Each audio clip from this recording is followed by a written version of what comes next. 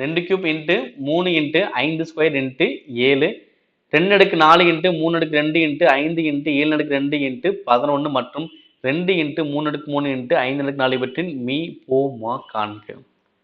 So okay, நம்ம comparison பண்ணி தான் இங்கே ஆன்சர் கண்டுபிடிக்க போகிறோம். எப்படி கம்பேர் பண்ண போகிறோன்னா, நான் அனைத்தையுமே எடுப்பேன், அதில் அடுக்கு பெருசாக எடுப்பேன். அனைத்தையுமே எடுக்க போகிறேன், ஒவ்வொன்றும் எடுக்க போகிறோம். அந்த எடுக்க போகிறதுல அடுக்கு எது பெருசோ அதை நான் ஆன்சர் பண்ணேன். ஓகே, ஃபர்ஸ்ட் 2 கம்பேர் பண்ணுவோம். 2 அடுக்கு 3 2 அடுக்கு 4 2. எது எனக்கு பெருசு? 2 அடுக்கு 4 தான் பெருசு. இன்ட்டு அடுத்து 3 3 3 ஸ்கொயர் 3 அடுக்கு 3. அப்போ எது பெருசு? 3 அடுக்கு 3. இன்ட்டு அடுத்து 5 ஸ்கொயர் 5 5 அடுக்கு 4. அப்போ எது பெருசு? 5 அடுக்கு 4.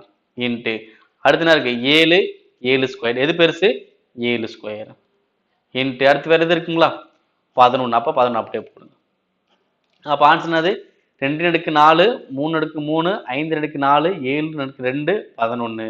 Answer option C. ஓகேவா? ஏதாவது ஒரு இடத்துல என்ன பண்ணலாம்? எழுதிக்கலாம். அனைத்துமே எழுதணும், அவ்வளோதான்.